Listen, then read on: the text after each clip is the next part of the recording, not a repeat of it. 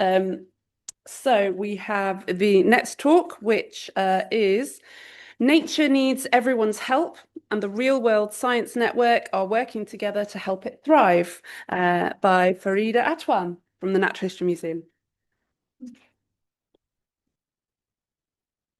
I have my notes on my laptop, which I think is a rookie mistake. Thank you.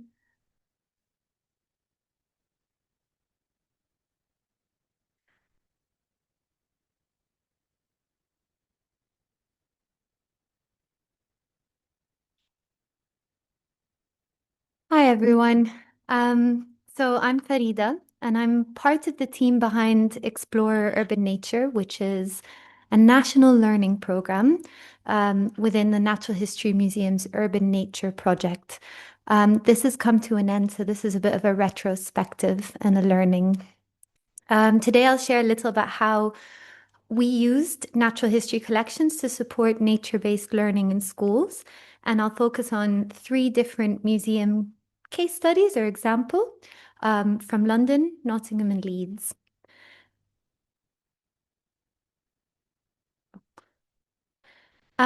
So first, oh, sorry. This is the slide I want. Just a whistle-stop tour about the program and what we're trying to achieve. So at the Natural History Museum, we're working towards a future where people and planet thrive. And the Urban Nature Project was born from the UK's biodiversity crisis. Urban areas are often overlooked, and yet they're where most people live. So we really saw an opportunity there to engage people in nature. And Explore Urban Nature was our national learning strand, which aimed to support students in cities and towns to discover and care for the nature where they live. Uh, just really quickly, oh, sorry. That slide's the museum's vision. So I just thought I'd put it up there really quickly. Right, so um, Explore Urban Nature was delivered in partnership with 13 museums and nature organizations through the long-standing Real World Science Network. Um, is it flipping? And the program was designed to trial a new role for the learning programs in unlocking the potential of museums, their staff and collections across the nations. It aimed to connect young people with nature in our cities and towns, especially those who are most disconnected with our natural environment. And we aim to do that. So this was a 3-year program.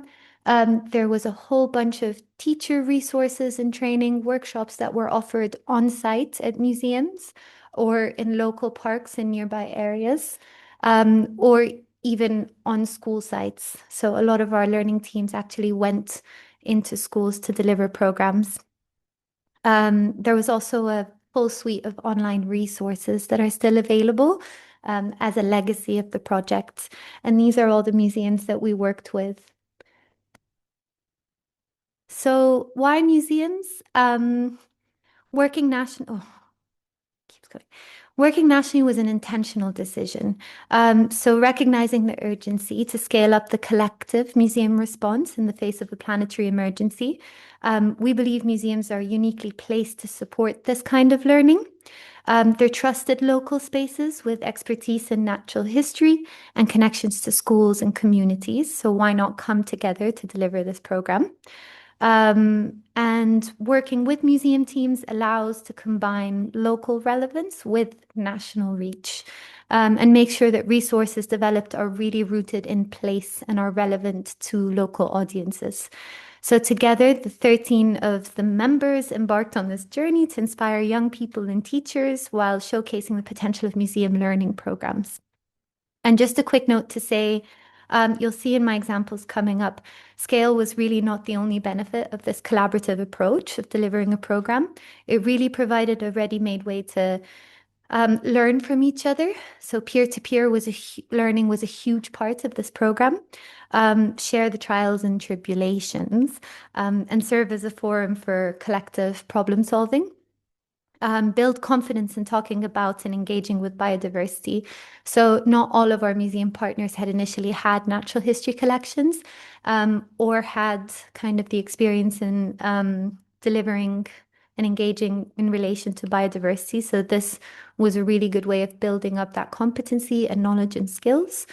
But then also to share knowledge about the museum's roles in supporting teachers to work scientifically outdoors. And this kind of underscores a huge benefit of working in the style of like a community of practice type of approach, and a really good model and way of doing it. This is Explore Urban Nature in numbers. It was quite wide-reaching, which is really exciting. We engaged with over 21,000 young people, and hundreds of schools, engaged with a lot of teachers, and this is across all four nations. Sure, I'll move on to the next slide. So the first example is from the Natural History Museum, and this is the one that I was working on, so probably the one I'll be able to explain best. But so while our gardens were under construction for redevelopment, we collaborated with the Hyde Park Learning Centre, and we really used the park's team expertise in the management of biodiversity on their grounds. So the workshops invited students to think of human impacts on the environment and run investigations in the park, kind of looking at meadowed area versus mowed areas. So as a scaffolding activity before they went outdoors to do their investigative activity, we used pinned insects from our handling collections. And we found that many of our insect specimens were very difficult to use. They're too fragile, inaccessible, and sometimes a bit off-putting for students. So we created these resin handling collections with local, and I have some of them here if anyone would like to have a look at them. But they're robust, they're safe to handle, and much more engaging for students. We used and the reason being is that they offer like a full 3D view, and are quite durable and allow students to handle and explore without damaging the object or distracting the facilitator. This approach really kind of, it's such a small change with such a massive impact, and we really felt the effect on learners. So a lot of the times when we were using the pinned insects, it was a lot of like, oh, just be careful, handle carefully, and that kind of took away from the learner experience. So putting them in resin was just such an easy way of removing that barrier, and a really cool way of doing it. And the other thing that I wanted to mention is the reason we decided to make them in-house rather than purchase them online, because there are lots of insects in resin available online, is that the specimens collected are usually farmed or exotic, and those are most often what you find online.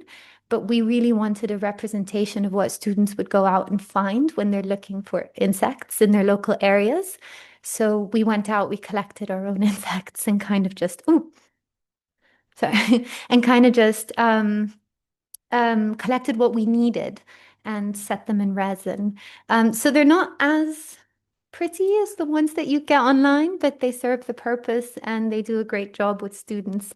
So in essence, we took cues from how scientific collections are preserved and used, but adapted them for an educational use. And this really allowed collections to be both protected and meaningfully experienced by students.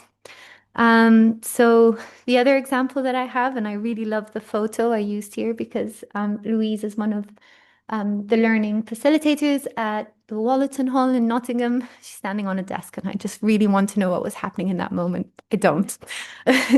But this example was using natural history collections and taking them to schools and the value of that, and kind of real objects remove the distance between students and nature.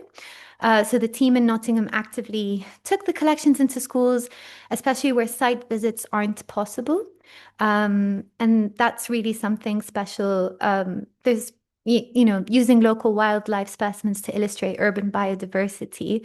There's something really special about natural history collections coming into a classroom rather than seeing them in a museum building behind glass displays.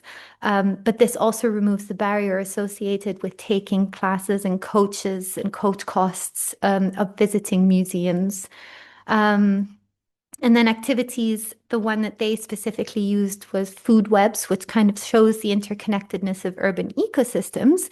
But here, the larger animals that might be a little bit more difficult to spot in nature were used to represent local biodiversity. What this team said was most valuable about taking specimens into schools was that they were able to tailor their outreach for SEND schools in particular and incorporate more tactile and visual and auditory stimuli. So using plants for smells and boxes for touching as an example. And the team ex gave us a few examples, and the one that I loved hearing about the most was how for nonverbal students, simply seeing and touching real specimens, like moles or an insect, provided a very first meaningful experiences to interacting with nature, um, which and they also used handling collections and ID guides to stimulate field work because quite often it was a rainy day, so they couldn't be outdoors. But yeah, I think the ability to hold and closely examine objects breaks down this behind the glass barrier and helps create emotional and lasting connections with the natural world. The last example I have for you is an approach from Leeds Museum, which feels like quite a counterpoint to the approach we used for insects in resin. So because in the London example, we were removing the barriers associated to careful handling of collections, whereas this loan box scheme simulated a curator role and experience. And Leeds museums and galleries only had access to accessioned objects. They didn't have handling collections. And so this was their way to engage students. So this was key in how the team, kind of what's key for this loan box system was how the team had a close working relationships with the collection staff and curators and conservators. And this helped ensure that the use is safe and sustainable of these objects. The boxes were science focused, so they placed them in these A3 flight cases with 6 accessioned objects designed for classroom use and supported by teacher training in object care. So a prerequisite was for teachers to take a 1 hour CPD ahead of receiving a box. The program is a really good example of a scalable activity because it has grown from using 30 boxes to 62 since 2018, and it's reached over 24,000 students across 35 schools in Leeds, with an average of 38% in pupil premium. So these were risk assessed, curriculum linked, and showed how objects can leave the museum safely when relationships and processes are in place. So I think the key takeaways here is that across all these examples, we've seen how collections can spark curiosity and create a sense of connection to nature. But then most importantly, and this is what's going on? Um, kind of, oh yeah, not one fits all. And this is across the board with Explore Urban Nature, is that the learning was massive of implementing things and adapting things across different sites because everyone's realities are just different. And uh, the third point, I kind of just wanted to mention that in working with students so closely, we found out that they're quite interested in building their own natural history collections. And there was an aspect of it where we were thinking about how museums can share that knowledge and the tools of doing that, and what kind of longitudinal studies teachers can take on in their classroom by building their own natural history collection. And there's lots of examples of that. Yeah, and then the last point is kind of what we've learned across 3 years of delivering um, programs is that museums can play a vital role in making objects and nature a lot more accessible for students. And these three examples are ways that we've done that. Thank you.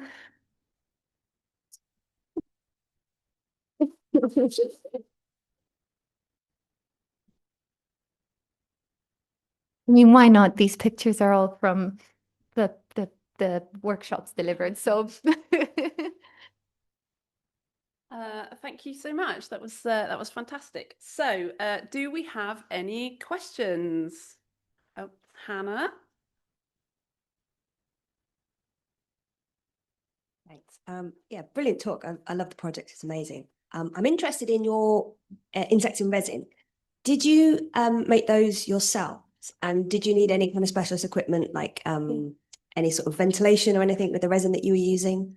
yeah, yes, we did make them ourselves. We have an amazing uh, programs developer called Victor Hang who led this project. But we used one of the labs.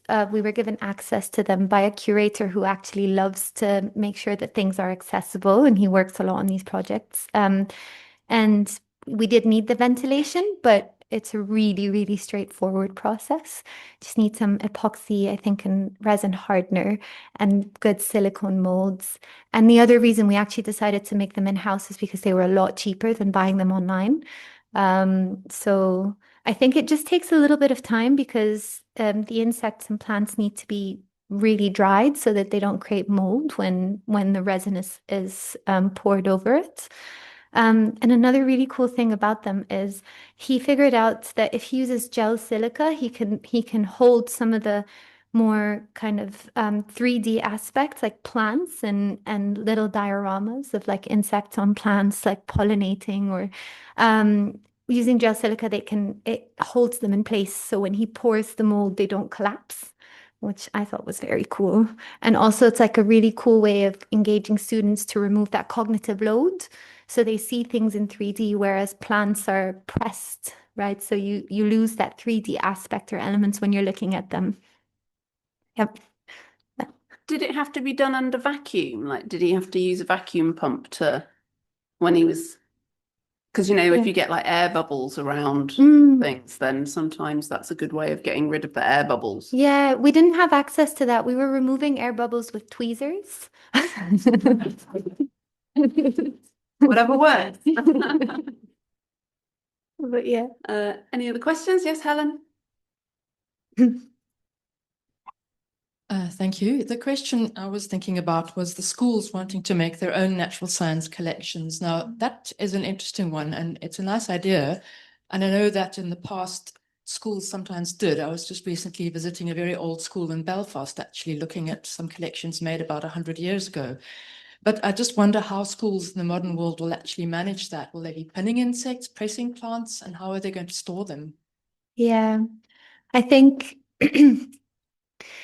it's a it's a good question because the teachers that ended up coming to this one teacher training workshop were those that were invested and quite interested, and more often than not, teachers just don't have space or time or material funds for materials and resources.